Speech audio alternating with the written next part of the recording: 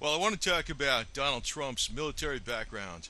Yeah, he does have a military background of sorts, actually, with the New York Military Academy. But I have to tell you that the New York Military Academy, more than likely, after 5 years of the New York Military Academy, especially in your most impressionable years, when you're a young teenager to a late teenager, you have been instilled with a lot of patriotism and pride in this country in putting America first. That is one thing I did not know about Donald Trump till later on.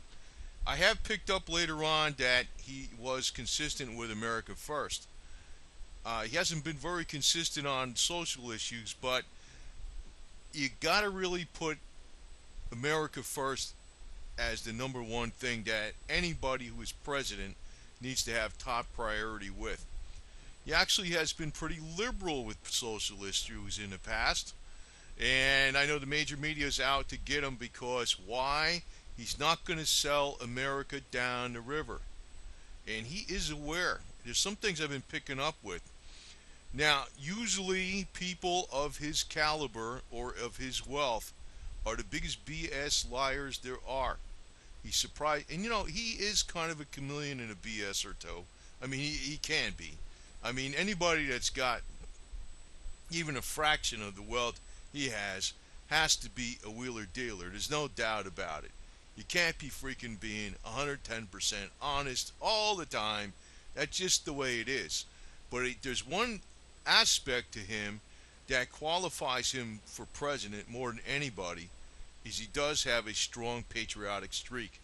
The only candidate that I would have saw that would have been better than Donald Trump was a Democrat by the name of Jim Webb, who was a former veteran in the Vietnam War, highly decorated with I think he had the Bronze Star, the Purple Heart, the Navy Cross, and the Silver Star.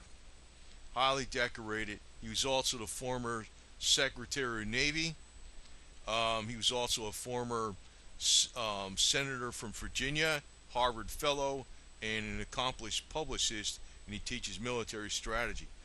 Of course, the Democrats rejected him, and they went for the liar Hillary. So, well, at least some Democrats are going for Bernie, but Bernie, I don't know, man. It's better than Hillary, that's for sure, by far. But the only one right now on the list of anywhere across the board of any of the candidates out there, whether even they're a libertarian or John McAfee, that has any kind of, and you could say, well, is the New York Military Academy count as military service? You could say no, but I can also tell you that on the flip side, the New York Military Academy will instill more patriotism and dedication to this country than if you joined the military and you were a veteran. If that is how much it's taught in the school. I'm not intimately familiar with the school, but I have an idea of like what. Well, I do know I'm intimately familiar with what's taught in the military. Um, right now, there's a lot of sensitivity training that's been going on, for crying out loud. When Donald Trump went to the military academy in New York, it was all about patriotism to this country. He went there for 5 years. So now I'm picking up why the hell is I couldn't figure out. That was the other thing. I figured out he has been consistent with America first, but then I couldn't figure out why is he like that. And I look at it. Well, his father sent him to the military academy. That was a smart thing. And truth be told, Donald Trump was sent to the military academy because his parents were kind of having a problem with him, supposedly, what I read, which, whatever. When you got money, kids sometimes have problems. So, and Donald Trump used to get in trouble in the military academy sometimes. They even called the detentions DT for Donald Trump. But that doesn't mean he's not true blue, 100% instilled and ingrained with being a patriotic. He's intensely patriotic, and he is aware. There's a couple dimes I'm going to drop on things where he's aware of. He's extremely aware, and I want to give you some things because, I know I've been aware of things way before the internet's been around, and most people they ignore things as long as they're getting paid. It's like it's bigger than us. They don't give a damn. I mean, yeah, you shouldn't dwell on it or worry about it. I mean, you can go too far with this stuff, and if you're always worried about it, it's not going to help you out any, right? But you should know what the hell's really going on. Just make sure, because maybe there'll be the opportunity to hit them back. Donald Trump is 100% patriotic. There's no doubt about it. The people that are selling us down the river, and I want to talk a little more about globalism prior to, you know, anything that was even out in the 90s and 80s. I'll go all the way back to the 40s and before that, and I'll explain to you a few things. But the New York Military Academy, unfortunately, filed for bankruptcy in 2015, got bought up by some Chinese investors. But I think they still open their doors. I mean, in a lot of ways, the Chinese investors saved the New York Military Academy, because, well, it's expensive. It's like $37,000 a year to attend this currently. And the other thing is, there's a lot less interest in the public to have their kids go to this type of academy, because you know how things are going. I mean, it's become, we're like, well, even back in Donald Trump's day, a lot of people would say Donald Trump's parents' wealth would have not sent their son to the academy. They would have been a bunch of liberal, wishy-washy. Oh, just let him be. He's a boy, and he'll grow out of it. No, the father wanted. That was just. I think that was what the father did. Freaking damn good thing. And I think Donald Trump has done a lot of good with his family. It's pretty damn obvious. His sons seem to be, true blue Americans all the way. So now I'm going to also tell you, the academy itself, the motto for it is always ready. It almost reminds me of, well, sort of like the Marine Corps, always faithful. The Marine Corps' motto is Semper Fidelis, always faithful. The New York Military Academy's motto is always ready. Now, I know Donald Trump can talk. You know what? I can talk a lot. I'm not as slick as Donald Trump, but I have been noted with being pretty astute on my feet as to fighting business contracts, and also, when it's in the interest of people I work for, and also, fighting too, even, when it comes right down to it. We got to go to battle, we go to battle. But I also want to point out another interesting character that went to the New York Military Academy was John A. Gotti. Not John J. Gotti, one you probably know about, the Teflon Don. Well, they call him Teflon Jr., but I'm going to mention this right now because Donald Trump is probably, and I don't really think nothing bad about the mafia, okay, whatever you want to call them, or the whatever the word is, or or the unknown organized crime that doesn't exist. To me, it's more honorable than a lot of things going on in the government. You got to be kidding me. But it's a big game. It's a big game. One's watching the organized crime, but John A. Gotti, who was the son of John J. Gotti Jr., the Teflon Don, he's also known as Teflon Jr. He's still alive today. I don't know, I think he was born in 64 or something like that. He's like in his, I don't know what the hell what does that make him? But he went to the New York Military Academy. I'd have to say he's probably a patriot too.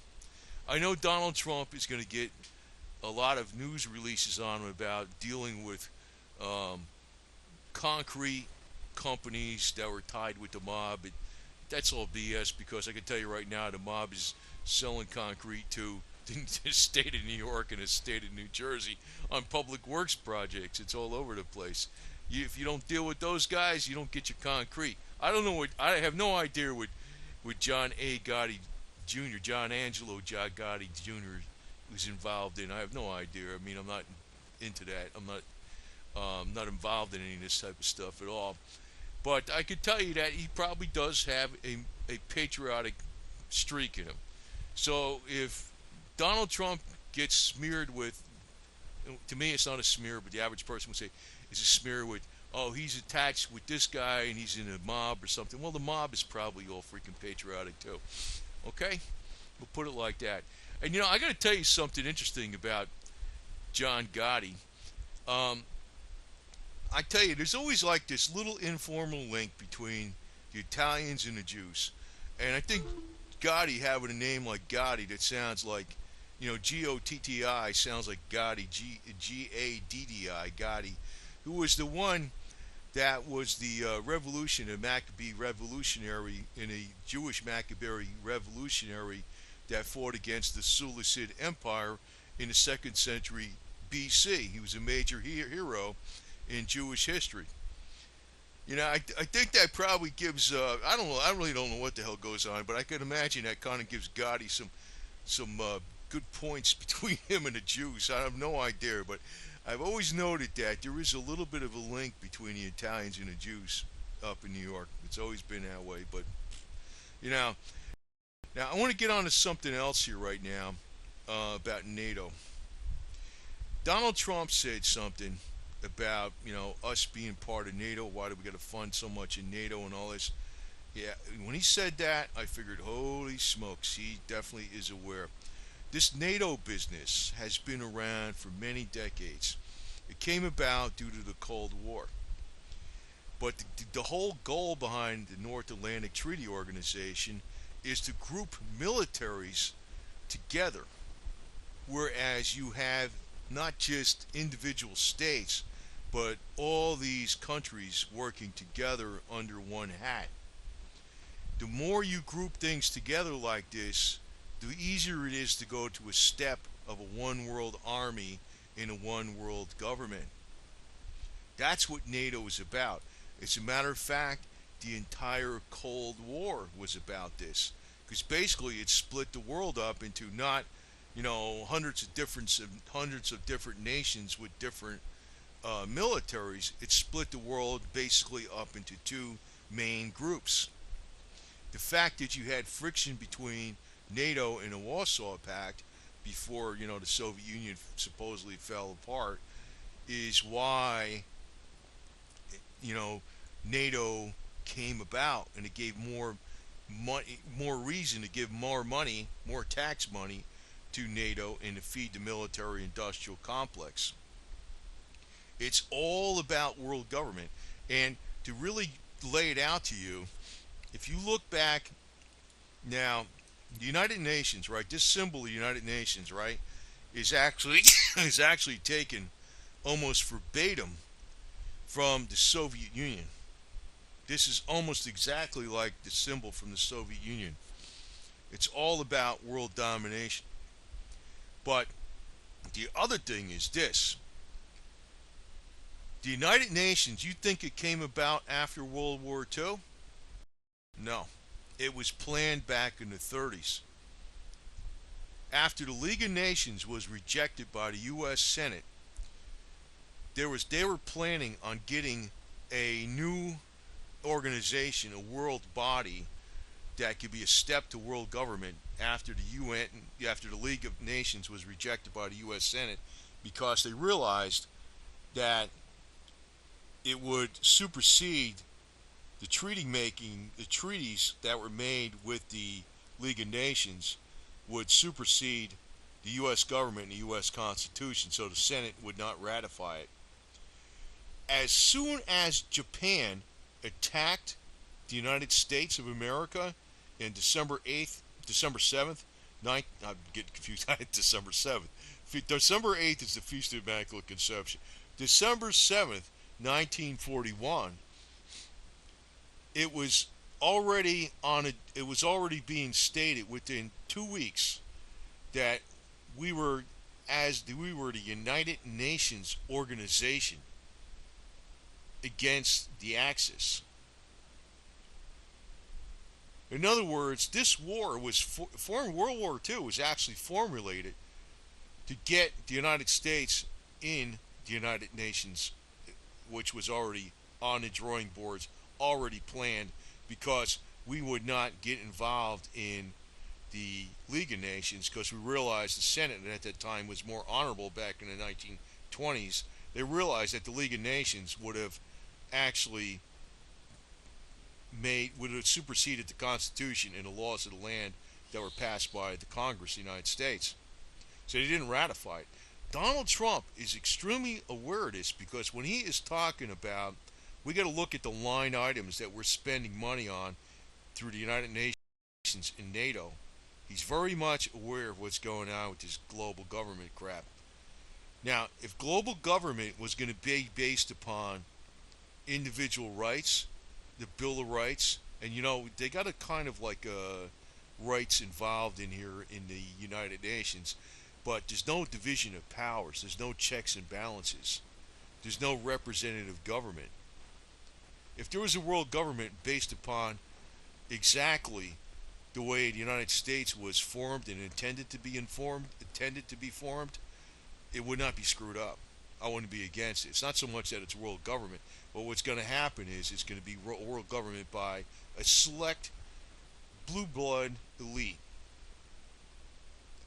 And that's where Trump's aware of this stuff. Trump is aware of this stuff. I wanted to tell you about that deal with the United Nations because you know how I know this? I got an older National Geographic, and it referenced the January 1942 edition of National Geographic, which was printed in late 1941, 3 weeks after Pearl Harbor, and they're already displaying the United Nations organization forces that were to be summoned to fight against the Axis.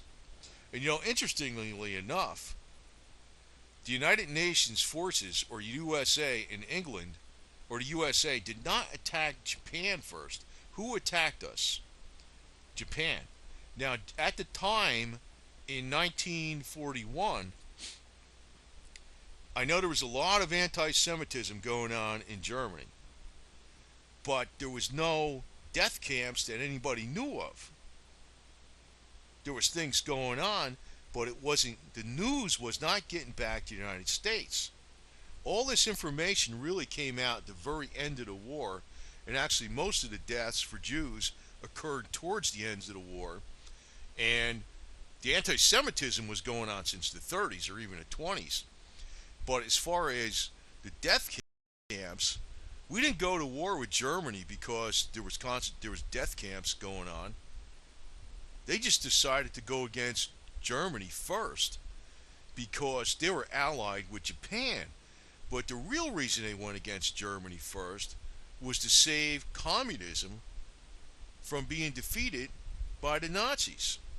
Because communism was the darling of the capitalist establishment in the West.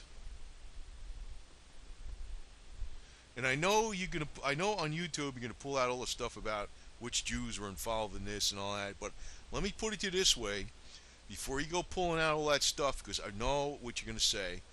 If I look at T. Boone Pickens in this country, he's definitely not Jewish. The guy is buying up all the damn water rights and aquifers in freaking Oklahoma and Texas, and if he was Rabbi T. Boone Pickens, I'm sure you'd be freaking screaming to the top of the hill. So put it in perspective. It's like the higher up you go, the worse you are, And in the case of Soros, he's not Jewish at all. So just keep your head on screwed on right about this stuff, because neither was Joseph Stalin. As a matter of fact, Joseph Stalin killed a lot of the Jews that helped him out in the beginning that weren't really Jews. Because I know what YouTube says. I know how the conspiracy theories are. It's not that simple. It's like, it works with a lot of different people like that. I mean, it's just how it is. The higher up you go, the worse you are. That was one reason I wasn't trusting Trump, too, because with that kind of money he's got, I was like, this guy's got to be, I was thinking he had to be full of shit. That's what I figured, because he loved Clinton. He said he loved Clinton. But then, maybe he was BSing about, he probably was BSing about that back then. But where I'm really finding out, he's been consistent about America first. And don't think that doesn't make a major freaking impact on how much much spending we have available for social programs.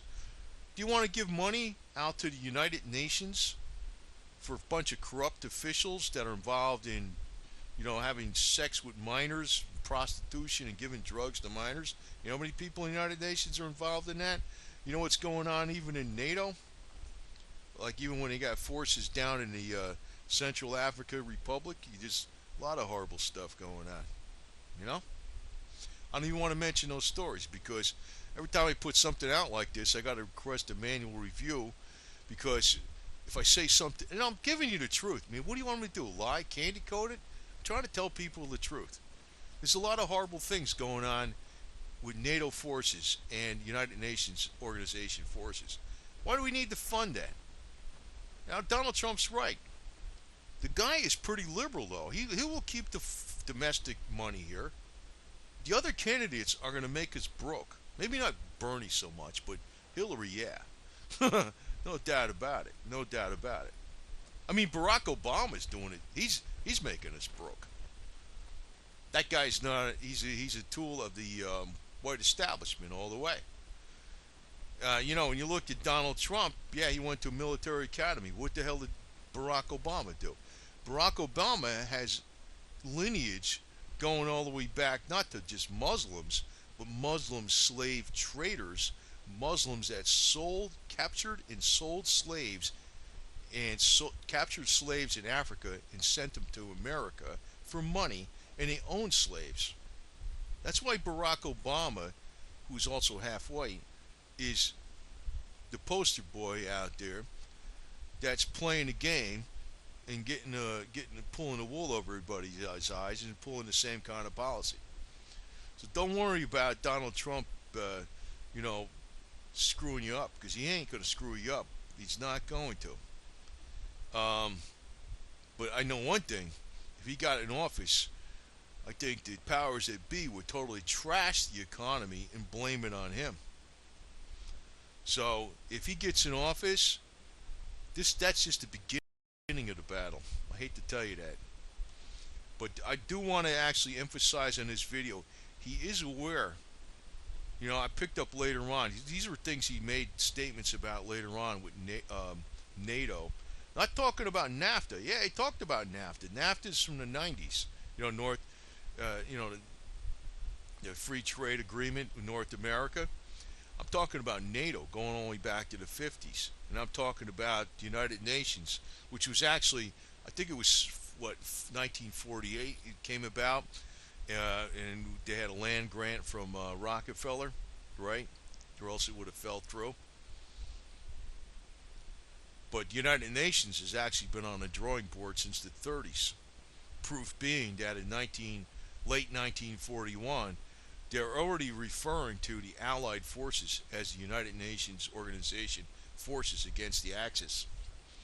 And the reason we went against the German Nazis first was because, not because of, well, see, there might have been some word coming out about what was going on in Germany, but there was definitely not in the early days of World War II, or say late 1941, not to say the early days of World War II. There was no real word coming out about major, at least publicly, about major exterminations that was, common news in the United States. We did not go to war with Germany first because of death camps. They just on the surface, they were saying, well, Hitler declared war on us. Well, when you declare war on Japan, because Japan bombed you and that's your ally, well, that's what happens, right? Not defending Hitler here. I'm telling you that the real reason we really had to go to war against Germany was that the policymakers were trying to save communism. And if you look at what's going on in the United Nations, basically, that is communism. And when Obama makes statements that capitalism and communism is basically the same thing, well, that's been the plan, to move the United States closer to communism and move the communist former socialist republic of, Soviet Socialist Republic to more closer to capitalism so we can meld them together into one world government. Right now, they don't like Putin because Putin is patriotic. He might not be the best guy in the world. I know he's not a freaking great guy. I mean, I'm not stupid like that, but he is patriotic for Russia. That's why the New World Order don't like him. So the plans are right now is to break Russia economically with low commodity prices. Then, if Russia falls apart, they're going to come in with United Nations or NATO forces to secure the nukes, and then you'll see Siberia independent and all this kind of stuff. Because basically, Russia is basically Eastern Russia. I had to go off on a few tangents here because I want to bring out some more things that are not being brought out, and these things are going way back. Trump is very, very, very aware of what's going on. He's not going to blatantly come out, we're going to pull out of NATO or pull out of the United Nations. He's just telling you we're going to look at how much we're spending on it. But you know what? The reality behind that situation is the more he cuts from NATO that we spend on NATO, and the more we cut from foreign aid, the more we cut from the United Nations, the more money we got for freaking domestic programs. I look at it like this. Yeah, maybe domestic programs aren't the best thing in the world, right? But how about it's a lot better than freaking giving the money to somebody else out of the country. And when you spend money, even if you spend it to even if the money went to American citizens that did not deserve the money for some real valid reason, right? Well, they're going to spend the money here. Even if they bought a foreign good, they still wind up spending money here because the foreign good is going to be in a retail store that's located here. That's going to have an American worker here. They're going to put gas in their car that's pumped here. They're going to buy food that's over here. They're going to buy electricity that's over here. They're going to pay a telephone expense that's over here. That type of stuff. Or cigarettes that are over here. Or beer that's over here. Or whatever. And in turn, that money goes someplace else. It doesn't go out of the country. That's why actually Donald Trump probably would be the best guy for freaking, the people are worried about their social benefits too. He's going to keep the money here. But be warned, the powers that be are going to trash the hell out of the economy if this guy gets in. Because they got nothing to lose. They'll be, in other words, the only way to fight this, in other words, the fight is just going to begin if this guy gets in. The powers that be will trash the economy if Donald Trump gets in. I hate to say that, but that's what they're going to do. And I don't know how many people are going to realize that because I already see it. Yeah, see, he got in. Yeah, he did. And they're going to be argument that Obama did it. Well, you know what? The whole deal is they're going to do it because because if the economy's good, no matter who's in office, they're okay. People are okay with them. If the economy's bad, you can have a saint in the office, and everybody's going to hate him. You're going to blame the guy on it. So if they want a Donald Trump's to have a lot of problems, they'll just have the web bots that are trading back and forth with each other and in the bank that are causing the markets to stay up. And the Fed policy will be a different way. They'll tighten up the reins in different areas. And all of a sudden the economy will tank. But I have to say this, it's like always ready, always faithful.